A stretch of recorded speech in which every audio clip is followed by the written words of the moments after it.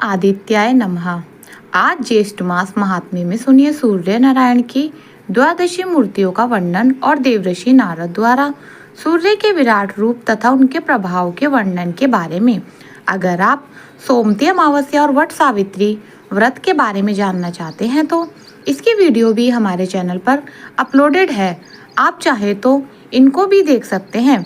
राजा शतनिक ने कहा, हे महामुनि, सौभाग्य के द्वारा चंद्रभाग नदी के तट पर सूर्य नारायण की जो स्थापना की गई है वह स्थान आदिकाल से तो नहीं है, फिर भी आप उस स्थान की महात्म्य में के इतना वर्णन कैसे कर रहे हैं, इसमें मुझे संदेह हो रहा है।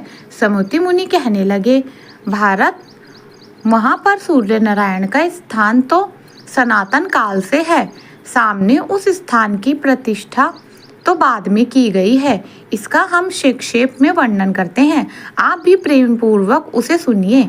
इस स्थान पर परब्रह्म स्वरूप जगत स्वामी जगत सूर्य नारायण ने अपने मित्र रूप में तप किया है। वहीं अव्यक्त परमात्मा भगवान सूर्य सभी देवताओं और प्रजाओं की सृष्टि करके संग बाहर रूप धारण कर आदित्य के गर्भ में उत्पन्न हुए, इस कारण उनका नाम आदित्य पड़ गया। इन विधाता परिचय पूछा, त्रिवृत्त, आर्यम, भंग, विश्वसनी, अंशु, विष्णु, वरुण तथा मित्र या सूर्य भगवान की मूर्तियां हैं। इन सब से संपूर्ण जगत को व्याप्त है। इनमें से प्रथम इंद्र नामक मूर्ति देवराज में स्थित है, जो सभी देवताओं को दानवों का संहार करती है। दूसरी घात नामक मूर्ति प्रजापति में स्थित होकर सृष्टि की रचना करती है। तीसरे पर जाने नामक मूर्ति किरणों से स्थित होकर अमृत वर्षा करती है। नामक चौथी मूर्ति मंत्रों में अव्यवस्थित होकर प्रजा पोषण का कार्य करती है। पांचवी नाम की जो मूर्ति है वह वनस्पति और व्यक्तियों में स्थित है। छठी मूर्ति अयम प्रजा की रक्षा करने के लिए पूर्व में स्थित है। सातवीं घटना मत मूर्ति पृथ्वी और पर्वतों के विद्यमान है। यह विश्ववन नामक मूर्ति अग्नि में स्थित है और वह प्राणियों में भ्रषण की यह अन्य को बचाती है। नवीन अंशु नामक मूर्ति चंद्रमा में अवस्थित है, जो जगत का आप यूज करती है। दसवीं विष्णु नामक मूर्ति दैत्यों का नाश करने के लिए सदैव अवतरण धारण करती है। 11वीं वरुण की मूर्ति समस्त जगत की जीवनदायिनी और समुद्र में उसका निवास है, इसलिए समुद्र को वरुण ले भी कहा जाता है। 12वीं मूर्ति नामक मूर्ति जगत का कल्याण करने के लिए चंद्रभाग नदी के तट पर विराजमान है। यह सूर्य नारायण के मात्र वायु पान करके तप किया है और मित्र रूप से यहाँ पर अवस्थित है, इसलिए इस स्थान को मित्र पद अर्थात मित्र वृद्धि कहते हैं। कृपयामयी दृष्टि से संसार पर अनुग्रह करते हुए भक्तों को भांति भांति के वर देकर संतुष्ट करते रहते हैं। यह स्थान पुण्यप्रदा है। महाबाहो, यहीं पर अमृत तेजस्वी सामने सूर्य नारायण की आराधना करके मनोवांछित फल प्राप्त किया है। उनकी प्रसन्नता और संदेह से सामने यह भगवान सूर्य को प्रतिष्ठित किया, जो पुरुष भक्ति पूर्वक सूर्य नारायण को प्रणाम करता है और श्रद्धा भक्ति से उनकी आराधना करता है, वह संपूर्ण पापों से मुक्त होकर सूर्य लोक में निवास करता है। अब जानिए देवऋषि नारद के द्वारा सूर्य के विराट रूप तथा उनके प्रभाव के वर्णन के बारे में। समुति मुनि बोले, हे राजन, भयंकर कुछ रोग का शव प्राप्त कर दुखी होकर सामने अपने पिता के भगवान श्री कृष्ण ने पूछा कि हे तात, मेरा यह कष्ट कैसे दूर होगा, कृपया कर इसका कोई उपाय बतलाइए। भगवान श्री कृष्ण कहने लगे कि तुम भगवान सूर्य की आराधना करो, इससे तुम्हारे यह कुष्ठ रोग दूर हो जाएगा। तुम देवऋषि नारद द्वारा सूर्य नारायण की आराधना विधान की शिक्षा प्राप्त करो, मैं प्रसन्न होकर तुम्हें विस्तार से उनकी आराधना का विधान बतलाएंगे। एक दिन राजा जी द्वारकापुरी में भगवान श्री कृष्ण का दर्शन करने के लिए आए। उसी समय तांबा अत्यंत विनम्र भाव से हो जाकर उन्हें प्रणाम किया और हाथ जोड़कर प्रार्थना की, कहने लगे कि महामुनि, मैं आपकी शरण में हूँ, आप मेरे ऊपर कृपया कर कोई ऐसा उपाय बतलाइए जिससे मेरा शरीर कुष्ठ रोग से मुक्त हो सके और मेरा कष्ट दूर हो जाए। नाराज नारद जी ये कहने लगे, सामने सभी देवता जिनकी स्तुति करते हैं उन्हीं का तुम भी पूजन करो, उन्हीं की कृपा से तुम रोग से मुक्त हो जाओगे। नारद जी की बात सुनकर सामने फिर पूछा, महाराज देवगण किसका पूजन और हवन करते हैं, आप इसे भी बतलाइए जिससे मैं उनकी शरण में जा सकूं। यह श्राप आदमी मुझे दर्द कर रहा है, ऐसा कौन करता है जो कृपया करके मुझे इस विपत्ति से मुक्त करा सके। तब नारद जी कहने लगे, पुत्र समस्त देवताओं का पूज्य नमस्कार करने योग्य और निरंतर स्तुति योग्य भगवान नारायण ही तो हैं। इनके प्रभाव को किस समय समस्त लोगों में विचरण करता हुआ मैं सूर्यलोक में जा पहुंचा। वहां मैंने देखा कि देवता, गंधर्व, नाग, राक्षस, यक्ष, राक्षस और अप्सराएं सूर्य नारायण की सेवा में लगे हुए हैं। गंधर्व गीत गा रहे हैं और अप्सराएं नृत्य कर रही है। राक्षस यक्ष का नथ चक्र धारण करके उनकी रक्षा करने के लिए वहां पर खड़े हैं।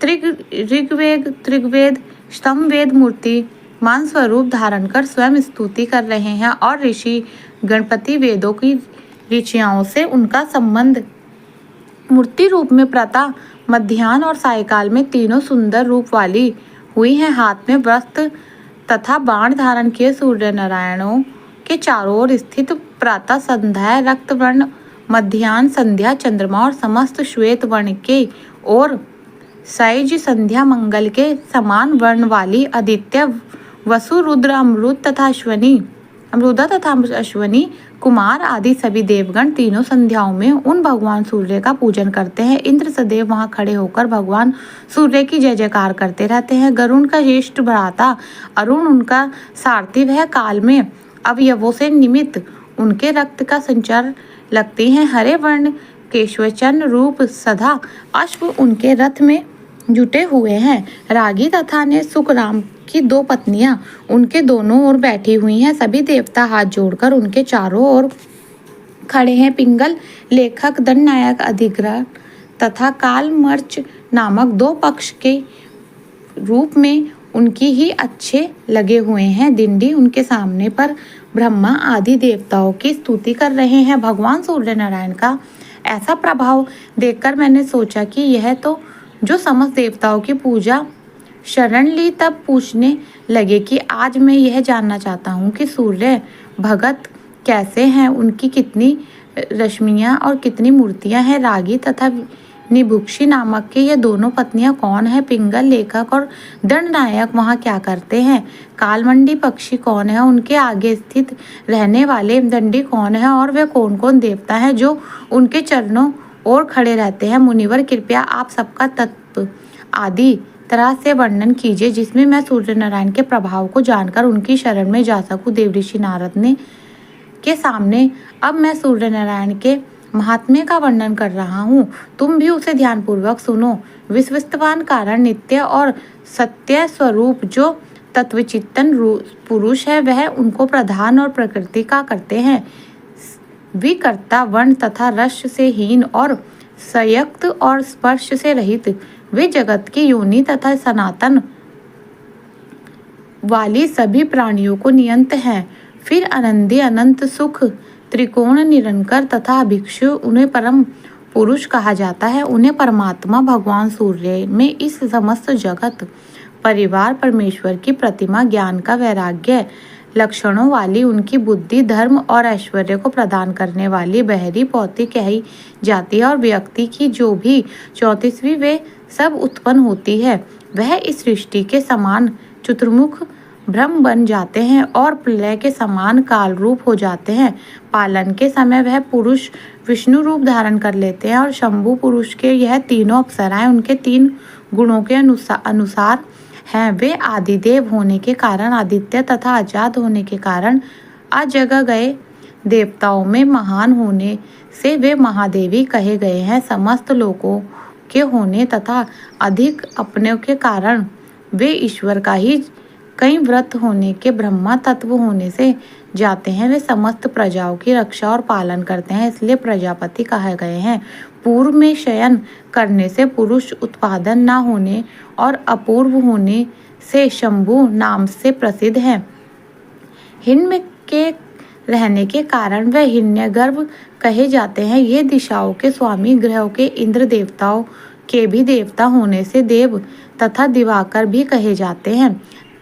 तत्वदर्शियों ने उनको नर कहा है। यह उनका आश्रय इसलिए आप नारायण कहे गए हैं। और यह स्थिरता वाचक शब्द आप ही समुद्र रूप धारण करने फिर उसमें शीघ्र नहीं रहती थी, इस कारण उसे नर भी कहते हैं। कि प्रलय काल की सभी स्वर्त जगत नष्ट हो जाते हैं। जब संपूर्ण जगत समुद्र के समान एकाकार हो जाता है, तब वे पुरुष नारायण रूप जागरण करके उस समुद्र में सेवन भी करते हैं। वे पुरुष वेदों में शास्त्रों, बीजों, शास्त्रों, नेत्रों तथा शास्त्रों वाले कहते हैं।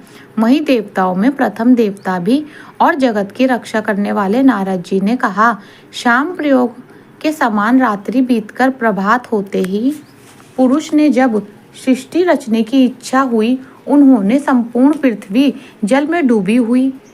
फिर उन्होंने यह रूप धारण करके महासागर के जल में निमग्न पृथ्वी पर उद्धार किया। उस समय उनका शरीर को उठा और रूम में स्थित महर्षि उनकी स्तुति करने लगे। ब्रह्मा जी का रूप धारण कर पृथ्वी की रचना करने लगे। उन्होंने सबसे पहले अपने ही समान अपने मन में मुझे सहित 10 मामलों की उत्पन्नी किया, जिनके नाम रघु, अंगिरा, अत्रि, पुष्यल्य, पुलह, किरीटु, मरीच, दक्ष और वशिष्ठ। इन प्रजातियों की सृष्टि करने के बाद प्रजाओं के हित कामना से वहीं सूर्य नारायण देवी आदित्य के पुत्र रूप में स्वयं प्रद्युभूत मरीच के पुत्र कश्यप हुए।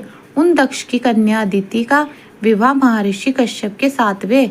उन्होंने पूर्व वहां से संयुक्त एक अंश उत्पन्न किया, जिससे 12वां भगवान सूर्य प्रकट हुए। इस सूर्य मंडल का व्यास 9000 योजना 27,000 योजना उनकी परिधि है। जिस प्रकार कदम का फूल चारों ओर से सूत्रों से ज्ञात रहता है, ठीक उसी प्रकार सूर्यमंडल अपनी किरणों से पर्याप्त रहता है। वह शास्त्रों फिर वाला पुरुष जिसको परमात्मा कहते हैं, जिससे जो मंडल के बीच में स्थित है, और वह अपने स्थिर द्वारा नदी, समुद्र, हरत, कूप आदि से जल को ग्रहण कर लेते हैं। सूर्य की प्रभा रात के समय अग्नि गुमेश्वर जाती है, इसलिए रात में अग्नि दूर से ही दिखाई देने लगती है। सूर्य के समान वही प्रभावपूर्ण सूर्य में प्रवेश हो जाते हैं, प्रकाशित और उसमें तत्व। यह दोनों गुण सूर्य में तथा अग्नि में भी इसी प्रकार सूर्य और अपनी एक दूसरे को आप ही किए करते हैं। सामने आती किरण रश्मि अवस्थित अभिषेक उस वस्तु मरीच, नाड़ी आदि, संध्या, रोग, भानु, अंशु, साफ, मरीच, सुप्रत तथा पास यह 20 भगवान सूर्य की किरणों के नाम संख्या से 14,000 किरणें व्यक्ति करते हैं। अर्थात बारिश आती है जिसका नाम चंदन है, उन किरणों को स्वरूप अमृतमयी 3000 किरणों को ग्रहण करती है और उनका नाम चंद्र और वर्ण है। चीन शॉट नाम वाली किरणें धूप में सृष्टि कर इन किरणों के अलावा भगवान सूर्य की और अन्य जो भी किरणें उनके जो नाम है उनका वर्णन आप आने वाले आध्यात्मिक बनेंगे। साथ अगले अध्याय में आप जानेंगे भगवान सूर्य के परिवार के बारे में। उम्मीद करती हूँ आज का वीडियो आपको पसंद आया होगा। अगर वीडियो आपको पसंद आए तो कमेंट बॉक्स में ओम सूर्य नारायण नमः जरूर लिखे। राधे राधे।